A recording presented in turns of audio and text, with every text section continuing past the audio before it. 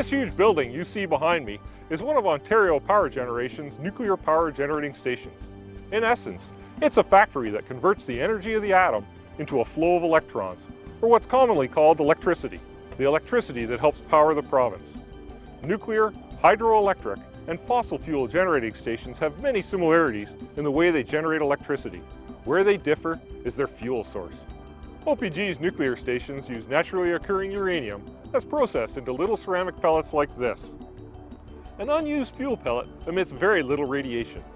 However, it holds the potential to produce a whole lot of energy. Just 8 of these pellets will power an average house for almost 1 year. The fuel pellets are sealed into metal tubes, which are then welded together to form a fuel bundle. Several thousand fuel bundles are then inserted into a large tank called a calandria, which is the heart of the nuclear reactor. Nuclear generating stations split the uranium atoms in the fuel in a process called fission, and the result is the release of a tremendous amount of heat. To unlock the heat energy in the uranium atoms, you need what's called a moderator. In CANDU reactors, a special kind of water called heavy water is used as the moderator. Heavy water is 10% heavier than ordinary water because it contains a higher than normal proportion of deuterium, which is a form of hydrogen.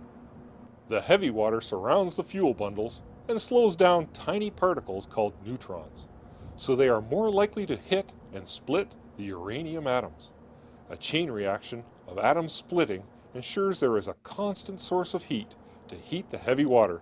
The heated heavy water is pumped through the reactor in a closed system to a set of boilers, where it boils ordinary water into high-pressure steam. The heavy water, having done its job, is recirculated back to the reactor to pick up more heat and cool the fuel. The high-pressure steam, made from ordinary water, is transported through pipes to a large turbine, where it pushes the blades and turns the shaft connected to a rotor in the generator, causing the rotor to spin. The spinning rotor is a large electromagnet that produces a rotating magnetic field.